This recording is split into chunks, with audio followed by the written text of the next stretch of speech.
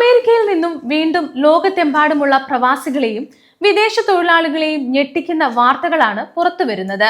Donald Trump ഭരണകൂടത്തിന്റെ കർശനമായ കുടിയേറ്റ വിരുദ്ധ നയങ്ങൾക്കും ഉത്തരവുകൾക്കും പിന്നാലെ US immigration and customs enforcement തങ്ങളുടെ ചരിത്രത്തിലെ ഏറ്റവും വലിയ അറസ്റ്റ് റെക്കോർഡ് രേഖപ്പെടുത്തിയിരിക്കുന്നു.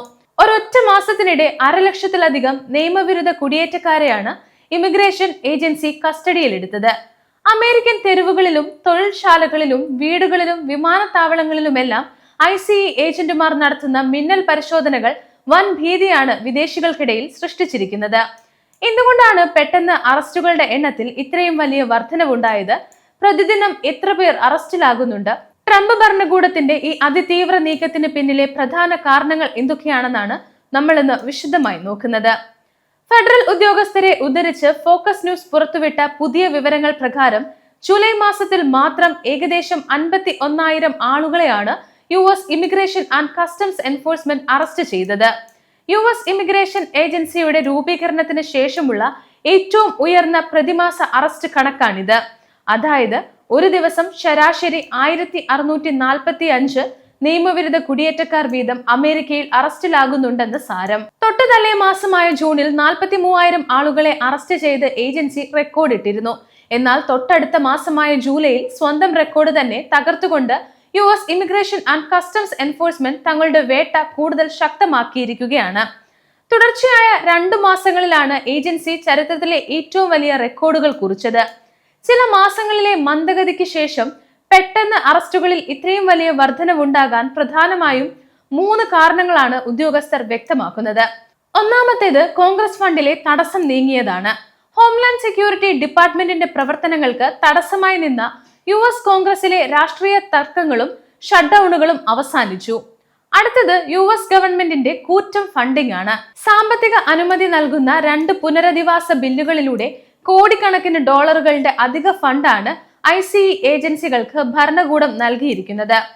അടുത്തത് ആയിരക്കണക്കിന് പുതിയ ഏജന്റുമാരെ നിയമിച്ചതാണ്. ലഭിച്ച കോടിക്കണക്കിന് ഡോളറിന്റെ സാമ്പത്തിക പിന്തുണയോടെ തെരുവിൽ നേരിട്ടിറങ്ങി റെയ്ഡ് നടത്താനായി ആയിരക്കണക്കിന് പുതിയ ICE ഉദ്യോഗസ്ഥരെയാണ് അതിവേഗം നിയമിച്ചത്. ഈ 3 ഘടകങ്ങളും ഒത്തുചേർന്നതോടെയാണ് മുൻപെങ്ങുമില്ലാത്ത വിധം ശക്തമായ ഇമിഗ്രേഷൻ വേട്ടയ്ക്ക് അമേരിക്ക സാക്ഷ്യം വഹിക്കുന്നത്.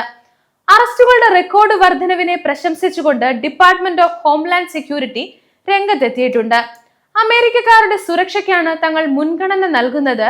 തെരുവുകളിൽ അക്രമം നടത്തുന്ന കുറ്റവാളികളായ നിയമവിരുദ്ധ കുടിയേറ്റക്കാരെയും ഗ്യാങ് അംഗങ്ങളെയും അറസ്റ്റ് ചെയ്ത് നാടുകടത്തുക എന്നതാണ് ഞങ്ങളുടെ ലക്ഷ്യമെന്നാണ് ആഭ്യന്തര സുരക്ഷാ വകുപ്പ് വ്യക്തമാക്കിയിരിക്കുന്നത്. ഇതിന് ഉദാഹരണമായി ടെക്സസിലെ ഹാർലിംഗനിൽ നടന്ന മൾട്ടി ഏജൻസി ഓപ്പറേഷൻ അവർ ചൂണ്ടിക്കാണിക്കുന്നു. ടെക്സസിൽ ഒറ്റ ദിവസം കൊണ്ട് 238 പേരെയാണ് ഉദ്യോഗസ്ഥർ അറസ്റ്റ് ചെയ്തത്. തട്ടിക്കൊണ്ടുപോകൽ, ലൈംഗിക അതിക്രമ കേസുകളിലെ പ്രതികൾ, അപകടകാരികളായ ക്രിമിനൽ സംഘങ്ങൾ എന്നിവരെല്ലാം ഇതിലൂടെ അറസ്റ്റ് ചെയ്യാൻ കഴിഞ്ഞതായി ഇമിഗ്രേഷൻ അധികൃതർ അവകാശപ്പെടുന്നു.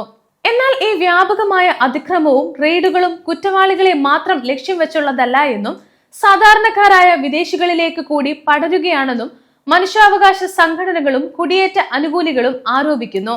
തൊഴിൽശാലകൾ, എയർപോർട്ടുകൾ, വിസ ചെക്ക് ഇൻ ഓഫീസുകൾ എന്നിവ കേന്ദ്രീകരിച്ച് ICE നടത്തുന്ന കർശന പരിശോധനകൾ വിസ കാലാവധി കഴിഞ്ഞും കഴിയുന്നവരെയും ചെറിയ നിയമലംഘനങ്ങൾ നടത്തുന്നവരെയും ഭീതിയിലാക്കിയിട്ടുണ്ട്. ദിവസവും 2000 അറസ്റ്റുകൾ എങ്കിലും തികയ്ക്കണമെന്ന വൈറ്റ് ഹൌസിന്റെ സമ്മർദ്ദമാണ് ഇത്തരം നിർദ്ദയ നടപടികൾക്ക് പിന്നിലെന്നും റിപ്പോർട്ടുകളുണ്ട്. ട്രംപ് ഭരണകൂടത്തിന് കീഴിൽ US ഇമിഗ്രേഷൻ നയങ്ങൾ കൂടുതൽ കർശനമായി മാറിയിരിക്കുകയാണ്. സാമ്പത്തിക പിന്തുണയും പുതിയ ആൾബലവും കൂടിയതോടെ വരും ദിവസങ്ങളിൽ ഇമിഗ്രേഷൻ റെയ്ഡുകൾ ഇനിയും ശക്തമാകാനാണ് സാധ്യത.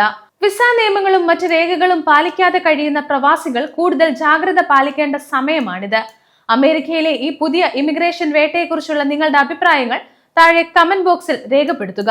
വാർത്തകൾ തത്സമയം അറിയാൻ ഗ്ലോബൽ സമയം സബ്സ്ക്രൈബ് ചെയ്യുക.